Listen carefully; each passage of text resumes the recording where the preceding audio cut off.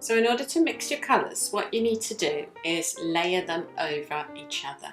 And I'll just show you a few basics on this piece of paper, which is like a creamy off-white, to show you how it's done. Now if we start with just some basic primary colours, those are always the best place to start if you want to practice colour mixing. So we're starting with these 3 basic colours and we see what else we can create with these colours. Now obviously you can use your pastel stick either flat like that or as a line. I prefer to use them as a line because that gives me much more control.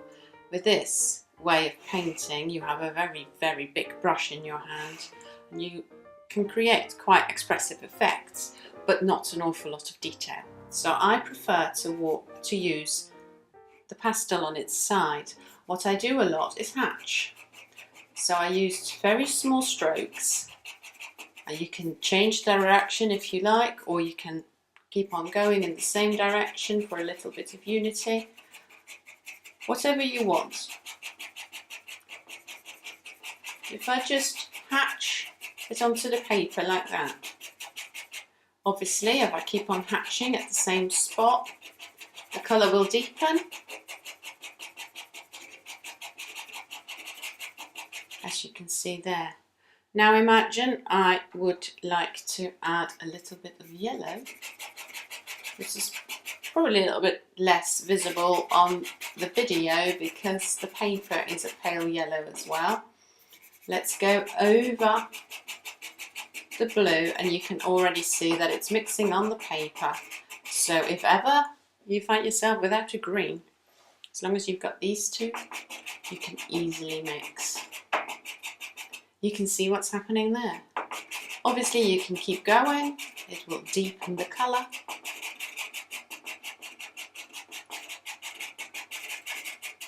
And the more yellow, the more lime the effect will be, the more blue, like here below, the more dark green it will become. So you can already see how easy it is to mix colours like this.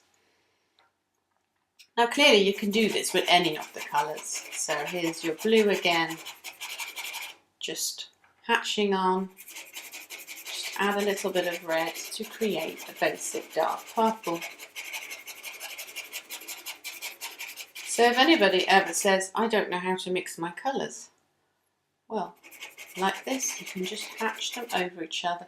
The same effect will happen if you use it flat and you go over it, it becomes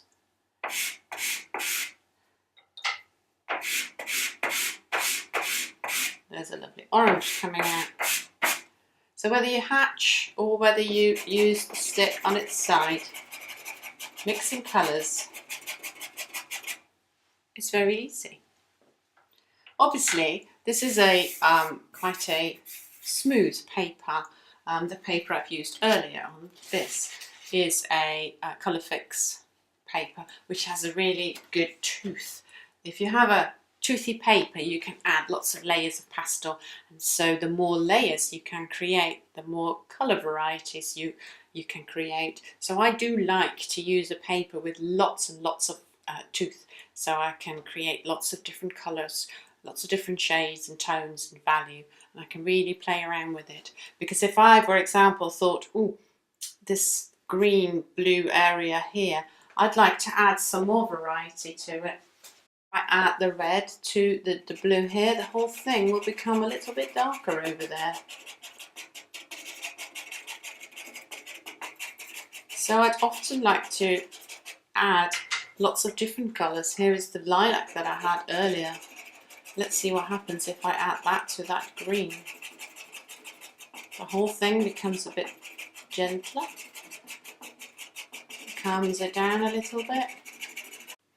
Now if I wanted to lighten an area up, I need a brighter colour maybe. So here is a colour that's almost the same as the paper, very pale. I'm just going to mix that over the top. Now obviously you're not going to get, like with an opaque paint, you're not going to get the actual colour covering everything, but it will mix and soften everything that's happening here.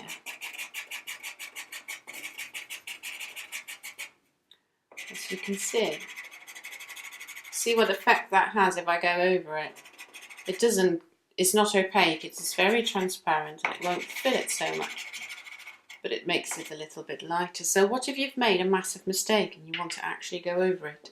Well, I recommend using a paper with lots of tooth. As you can see here, if I went over it with the lighter pastel, it would lighten it, but only just. If I use it on the paper with lots of tooth, then I would want to go over it.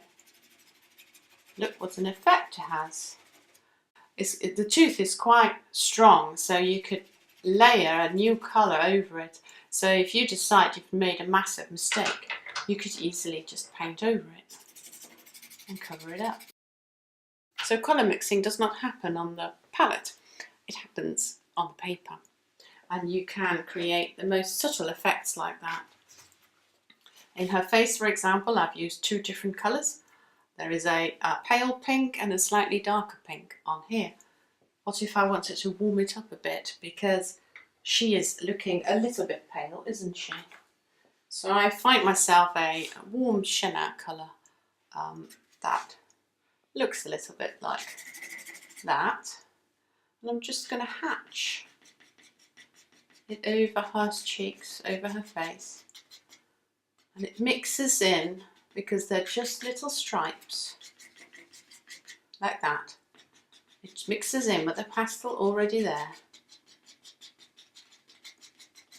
and creates a warmer glow on her skin. Now if I think, for example, it is too pale and I want a little bit more shade, I can find myself a brown, which is similar to her hair. And I'm going to mix that in on the sides as well, just to soften those edges a little bit.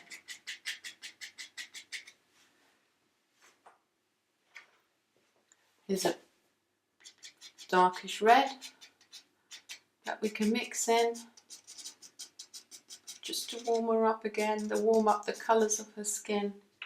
There's my yellow there. And I just hatch it over each other until it has the right effect.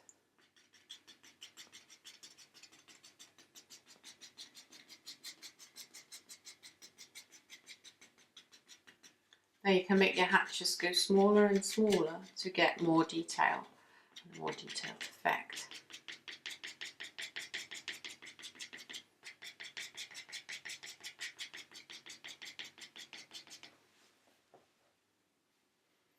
If you wanted to mix in a little bit of blue in the shadows, just hatch over it and it will mix with the red and the yellow already there.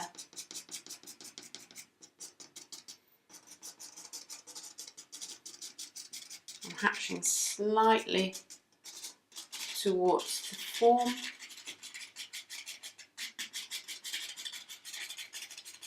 Just going over all the shadowy areas. Make that a little bit deeper.